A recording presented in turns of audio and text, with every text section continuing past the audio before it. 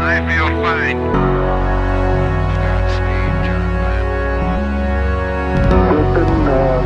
Tranquility Base here.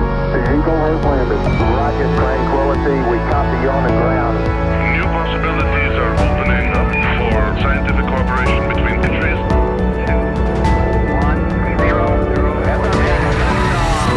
Liftoff. American return to space as Discovery clears the tower. Discovery, go and throttle up. Discovery, roger. Go for deploy. Everybody in the shuttle program, the crew is go for launch. Roger. Nice to be in orbit. We have followed in their footsteps to get us where we are today.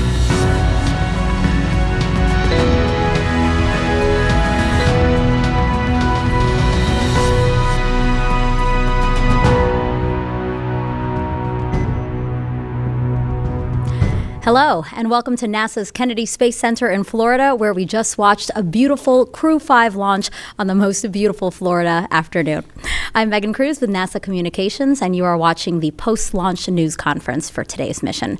So let's jump right into it. We have first Kathy Leaders, Associate Administrator, Space Operations Mission Directorate here at NASA headquarters. Steve Stitch, Manager, Commercial Crew Program, NASA's Johnson Space Center in Houston. Joel Montalbano, Manager, International Space Station Program at NASA Johnson. Also Sarah Walker, Director, Dragon Mission Management, SpaceX. Hiroshi Sasaki, Vice President and Director General, JAXA's Human Spaceflight Technology Directorate. And Sergei Krikalev, Executive Director, Human Spaceflight Programs, Roscosmos. Thank you all for being here. Now we're going to start with some opening remarks from each of them who I just introduced, and then we'll take questions from reporters. So Kathy, go ahead. Oh, wow, what a beautiful launch. It was nice to not be fighting the weather as we were heading into the count. And so actually we were all sitting there and things were looking really smooth, and I don't even think we had the weather up in the Fire Room 4. So that was really enjoyable. But I think it was wonderful to see just how excited Nicole and Josh and Anna and our seasoned veteran Koichi were as they got on orbit. I mean, just once again experiencing being in space. And for us, it's always great to see that launch go through and see the spacecraft operating safely. Finally, these are real human endeavors, and there's a team here that had to recover from the hurricane last week, get the Kennedy Space Center back open, get things cleaned up, get us ready to go, and the fact that we're here today is a testimony to all that work that team did. So I would really like to thank all the folks that worked so hard, and the SpaceX and NASA team that just carefully got us prepared for today. And now I'll turn it over to Steve Stitch. Yeah, thanks, Kathy. It's a pleasure to be here today. And as Kathy said, I guess I'm super excited with the launch today. The weather couldn't have been better here at the Kennedy Space Center.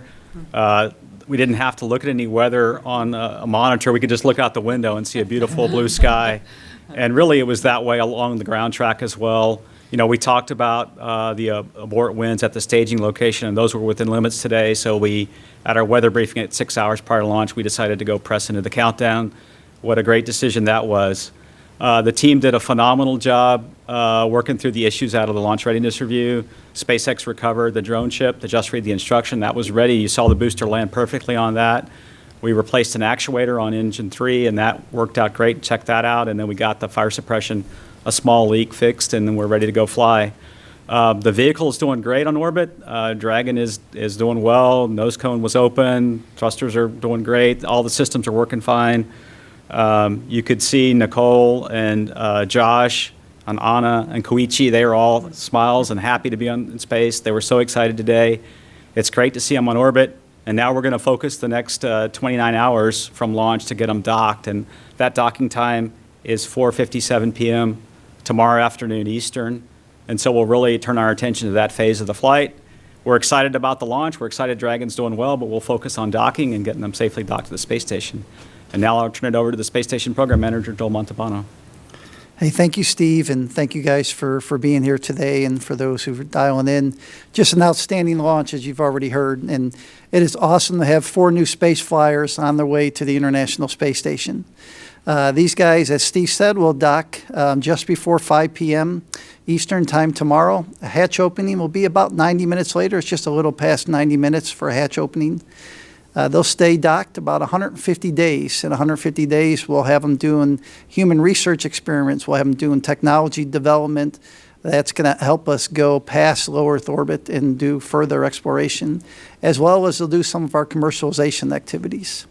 As far as the handover between Crew-4 and Crew-5, it'll be about 5 days. Once the vehicle gets docked, we'll start working the details with the Commercial Crew Program and SpaceX on the actual weather, but we have a good handful of days of docked ops with the team. And with that, let me congratulate and thank our international partners, the Commercial Crew Program and the SpaceX team. Just a fantastic day to be in human spaceflight. Over to you, Sarah. Okay. Thanks, Joel. I have very similar things to say as my colleagues and friends up here today, so maybe I'll keep it short. But yeah, it was an incredible day to launch Dragon and Crew-5 to the space station. We're so excited to see Nicole, Josh, Koichi, and Anna start their mission on board the orbiting laboratory. Someone reminded me as I was walking in here today that this mission actually marks 30 humans that SpaceX has sent to space. My life flashed before me kind of on hyperdrive, right? It feels like yesterday that Bob and Doug were driving up to the pad. That was May 2020, the first humans that SpaceX had the privilege of launching, and here we are, the 30 humans in space. Today, Falcon 9 launched Dragon into a nominal insertion orbit. That was about an hour and a half ago. And then that first stage booster, as Steve said, returned to just read the instructions, our drone ship, which was stationed out in the Atlantic Ocean. It was actually happened to be a first flight booster, so it will be returning to shore soon for many more flights ahead, hopefully in the near future.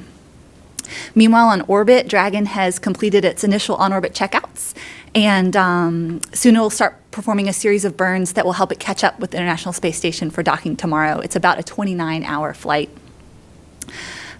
Once safely docked, my team's focus is going to be fully on bringing the Crew-4 crew home safely to their friends and family in about a week's time after that. So we'll continue to watch the weather. The vehicle that is on board supporting the Crew-4 mission is healthy, and we'll watch for those conditions to safely bring the crew home and safe for our recovery teams as well. So thanks to the 45th Space Delta for enabling this launch today. Thank you especially to NASA and JAXA and Roscosmos for collaborating on this. How incredible, actually, that I have 3 nation space agencies here at the table representing this mission. A huge partnership and collaboration. So thank you for your partnership. Sasaki-san, would you like to give some words? Thank you. Introduction. I'm Hiro Sasaki, Vice President JAXA, in charge of the human space flight and space exploration. This is the 3rd time to see Crew Dragon launch, but every time it's very beautiful. Thank you. And on behalf of JAXA, I'd like to express my sincere thanks to every single colleague who has been devoted to the launch while facing the tough time under the hurricanes. But the mission is still going on, but I'd like to congratulate all of you on the successful launch. And I'm sure that Crew-5 mission is a symbol of a strong international partnership, and its importance is recognized, especially in the tough time we are facing now. I do believe that the international partnership has been and will continue to be a key to bring us a variety of benefits unavailable without the ISS. This is the 5th flight for Japanese astronaut Koichi Wakata. He has rich experience in space, and I hope he transferred his experience to his colleague astronaut and create fruitful outcomes in the ISS with them, which are indispensable to our life on Earth and future exploration. I'm confident that Japan will continue to take a significant role in the human endeavor by making the best use of our expertise and open new era with international partners. Once again, congratulations on the successful launch. I'd like to pass Sergei Grigoriev, Russian colleague. Thank you very much. It's difficult to add something to what was already said. I just want to say that we start new phase of our cooperation, start to do this exchange flight, because just a couple of weeks ago, American crew member went on Russian Soyuz spacecraft on the station, and now Russian cosmonaut Anna Kikina is member of this crew, and they are going to be on the station very soon and join together and keep working together. But starting that we start new phase, I want to mention that we just continue what was started many years ago in 1975 when Apollo Soyuz crew worked together, and now we continue our cooperation. And also, I want to say that, of course, we celebrate a successful launch, but for the crew, it's just beginning of the mission. They need to dock tomorrow, and then they have many days of very interesting phase of their flight, new experiments, and I hope that all this flight would be successful. I would like to wish for the crew successful flight and good mission. Thank you, everyone, for those opening remarks. We'll get into the questions now. We have some reporters here in the room, but also we have some reporters over the phone. If you are on the phone and want to get into the question queue, don't forget to hit *1. And to get to as many of you guys as possible, please ask one question. Let us know who you'd like to answer that question, and then we'll try to go around to see if anybody else has some other questions. So I saw the first hand over here. Oh, right over here, actually, right behind you. She's like me. Trying to be fair. Well, good afternoon. I'm Tom Costello with NBC News. Again, congratulations on yet another great launch. To Sergei from the Russian Space Agency, I know you addressed this a few days ago, but in this setting, now that we have a television camera, how committed is Russia to this international cooperation, to the space station, and how long will you be a partner with the United States, with Japan, with Canada, with the international partners in this program? This is two questions in your question. Basically, for how long, it depends on many things, and technical things would be probably primary. But talking about cooperation, I think we start to cooperate, as I said, many years ago, more than 40 years ago, and we will continue our cooperation as long as I can imagine. Okay, and then right here. Yes, right here. Hi, I'm Jim Siegel. I'm with NASATech.net. Congratulations to all of you and your teams for a great launch here today. I believe I have a question for Sarah.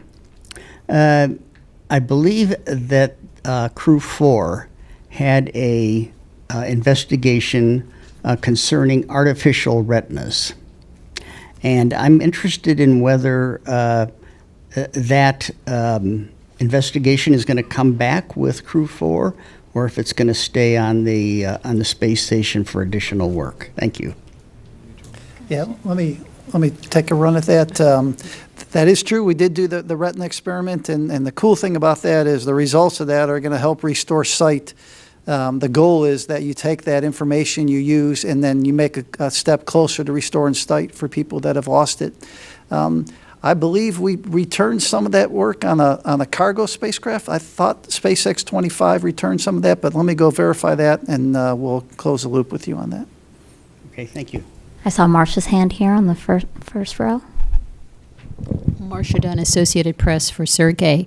How does it feel for you being back here launching cosmonauts again from Kennedy Space Center? You were the first, after all. And also for your staff in Moscow, has the war been a distraction for them? The longer it goes, do you worry about them being distracted or having their work impacted by what's going on around them? Thank you. Crew, which is flying now in space, which just launched in space tomorrow, they have a pretty tight schedule. They have a lot of assignment, and they will do what they're supposed to do. They were trained for that. So I hope distraction from what is going on the ground would be minimum, because we are trying to focus on scientific task, on engineering task, and crew will do what they're supposed to do. As for me, as I said, I was very pleased to be here again. I remember being here a long time ago when we start previous phase of our cooperation, when we start to do our shuttle missions, and then Mir shuttle program, and then construction of International Space Station. So for me, I'm very glad to see all friends, all colleagues, and as I said, I hope we will cooperate together the way it was started in 1975. I didn't mean the crew being distracted. I meant flight controllers. Your team in Moscow, are they being distracted by the ongoing war in Ukraine and what's going on? They also do what they're supposed to do. They do their duty, and actually we have a team not only in Moscow but also in Houston. We have a group of Russians who is in Russian mission control. We have a group of Americans who is in mission control in Moscow, and group of Russians in mission control in Houston. So this group is very focused on do what they're supposed to do. Thank you. I saw a hand right there. Yeah, second row on this side. Thank you. Thank you so much. Sergei Matov, Russian TASS News Agency. Well, first of all, congratulations everyone on today's launch. That was amazing. And I guess my question is for Steve, but maybe Joel or Katie will add something up. So I was curious about your take about the meaning of today's launch, first integrated crew launch on the U.S. soil. What does it mean for the future of Russia and U.S. Cooperation? And maybe do you have any plans to extend the agreement after 2024? Thank you. I'll take the first part, and then I'll let Joel talk about the agreement. But, I was very excited today to have another international partner fly on our commercial crew vehicles. It was great to see Anna fly. It's great to see Sergei again here. I got to work with Sergei a long time ago in Shuttle Mir, so it was neat seeing that colleague. And we're excited about continuing to fly international partner astronauts. We take these missions very seriously. Each one is a little different. And, I was sort of thinking and reflecting back, this is now our 6th crewed launch in just a little over 2.5 years, and each is different. But then when we go about the preparation, it's the same for every flight. I think an example of that preparation was today. I don't know if you were following when we were closing the hatch, but we take some closeout pictures of the hatch, the seals around the hatch, and the team at Hawthorne saw one human hair on that hatch seal and spotted it very quickly, said reopen the hatch and let's get that hair off and make sure it was good. So that's what our teams are doing on the NASA side here at Kennedy, at JSC, in partnership with SpaceX. And so it's a great team effort. And we're excited to continue to fly more and more cosmonauts and Japanese astronauts and ESA and our U.S. astronauts on our program. From a cooperation standpoint, Sergei mentioned it a little earlier, we've been cooperating with the Russian Space Agency since the Apollo Soyuz. And the cool thing is General Stafford was at today's launch. He was in OSB-2 with us. And General Stafford has been, he's leads the U.S. Review Commission that reviews the space station program on a regular basis, and he's been part of this process. So it's good to see that. As far as future work, I think everybody's well aware we signed an agreement with Roscosmos for 1 flight this year, 1 flight next year, and 1 flight in 24. That's for all SpaceX missions. Once Boeing gets up and running, our plan is to continue this cooperation on the Boeing missions. As we extend space station, get partner across the board agreement to extend past 24, we would also extend the agreement as our goal. Thank you, Stitch and Joel. We're going to pause in the room real quick and take a caller on the phone. We have Chris Davenport with the Washington Post. Hi, thank you, and congratulations on another beautiful launch. For Mr. Krikalev, follow-up from my question the other evening. In your recent comments, including today and in the comments by Mr. Borisov the other day, it seems like you're both making a real effort to smooth over relations with NASA and to demonstrate that you're very committed to the partnership. And I can't help but notice how this stands in stark contrast to the way Mr. Rogozin spoke of the partnership when he was head of Roscosmos. And I wonder if it's part of a concerted effort to ease the tensions that arose under him and to turn down the temperature a bit. Thanks very much. Answer is yes. Okay, so we have another caller on the phone. That's Joey Roulette from Reuters. Hey, thank you. I had a question for Mr. Krikalev. Beyond this crew exchange agreement Russia has with NASA, do you guys at Roscosmos have any other agreements with other countries to fly non-Russian astronauts on Soyuz? And if not, are you guys in talks with those countries to lock in such an agreement? Thanks. So it's to me? Yes. Okay. So we have kind of preset agreement, and nothing new is happening. We just recently flew UAE astronaut on Soyuz spacecraft, and we have tourists flying on the station, and we have special procedure every time we fly non-partner crew member on board Soyuz or American vehicle. We need to have full agreement from our international partners. So we did it for, as I said, for UAE cosmonaut, and in the future we are planning to get new country, new programs, new agencies involved in space flights, and we just follow procedure that was set a while ago, and we just agree with each other for every next step. Okay, back here in the room, Ken, I remember you raised your hand, first row right here in the blue.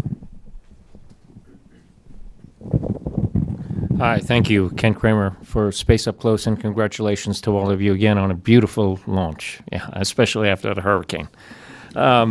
So, Sergey, let me ask you a question. It's an honor to have you here.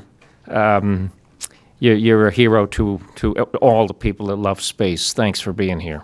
I want to ask you about your perspective on the ISS, since you were the first one on the first mission. It's grown tremendously. Tell us about your expectations for the ISS. Has it met them? Has it exceeded them? What do you hope the ISS will lead to in the future? Yeah, that's complicated question, and probably it's a big story behind of what was planned initially, what we are going to do in the future. And I can just remind you that when we just started this program, every module was built in order to fly for 15 years. We actually exceed this 15 years time mark long time ago, and station was extended a couple times. Right now we have agreement to fly together up to 2024. We already talk with our international partners, and we talk with our specialists in Russia, looking through technical capability of station to fly, and we understand that it makes sense to keep flying, because this excellent infrastructure that built in space can be used for humanity even more than we were initially planned. I think from very beginning we understood that station is very valuable to do science in space, on low Earth orbit, but also we understand that station is test bed for future flights, for flying more exciting mission to fly beyond low Earth orbit, and we can test a lot of equipment, a lot of procedures, a lot of methods of flying, working on International Space Station. So that's what we are keeping now. We are going to keep it in future, and we will see how long station will be able to fly. And I think main limitation would be technical reason. Thank you. And there is a question back here on this side of the room. Last row. Hi, Aaron Cooper with CNN. I understand that Soyuz has been able to do some fast track docking attempts.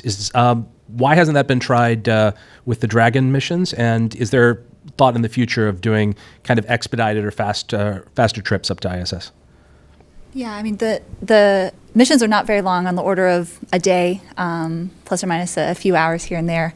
And it really just depends on the orbital mechanics of when what day we launch and where the space station is, and how many burns to catch up. But I think, Joel, maybe you could speak to this, but I think a day or less is a nice short mission to get up to space station. And then when you constrain your launch to like hours, you do have to constrain the launch date.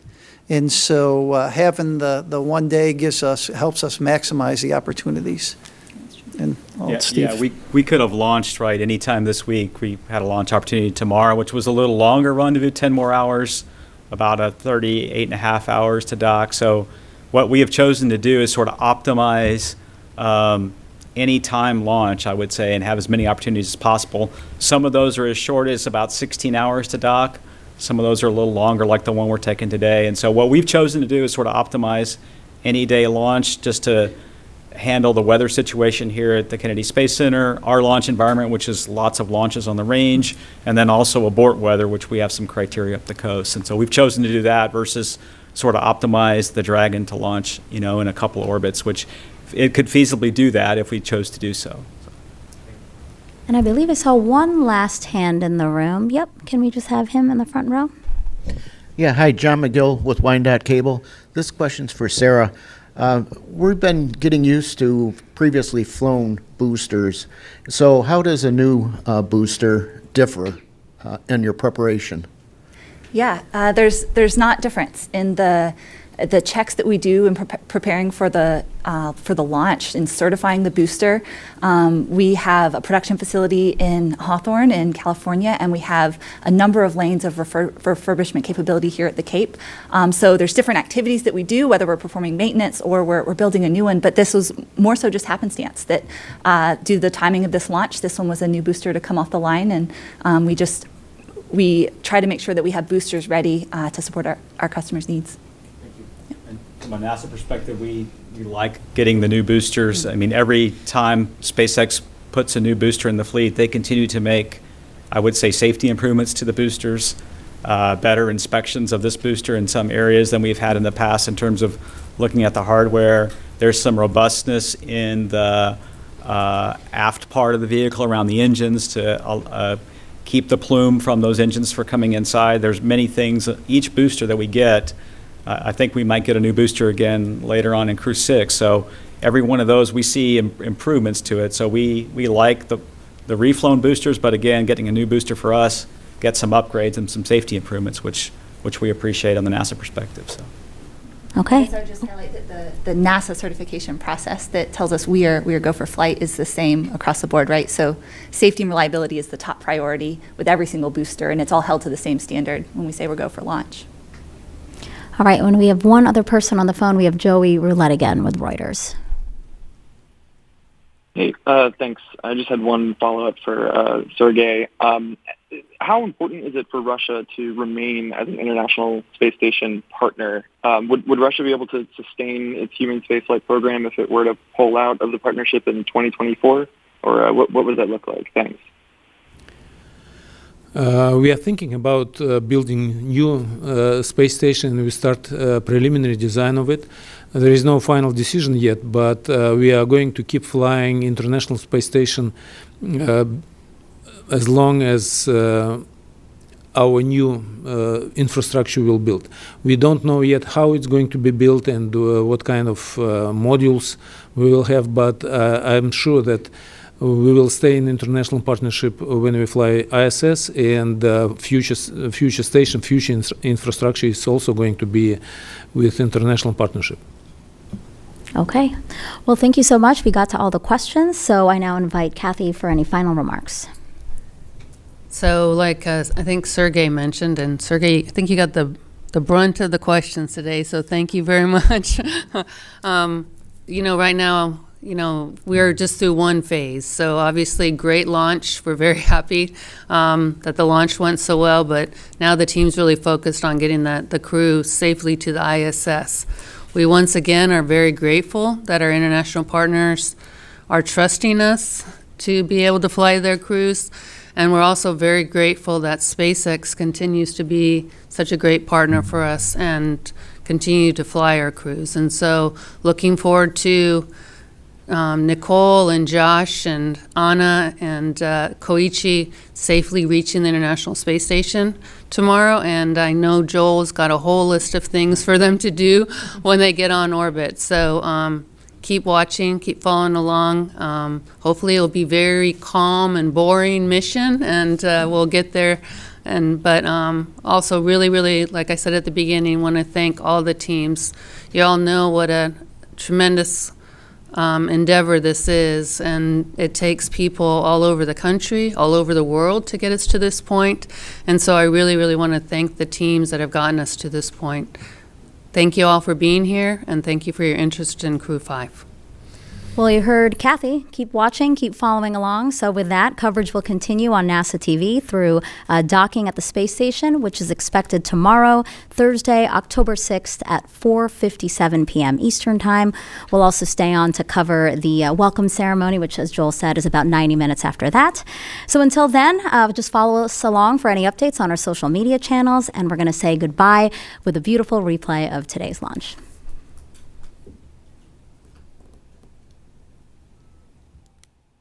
10, 9, 8, 7, 6, 5, 4, 3, 2, 1. Ignition, engines full power, and liftoff.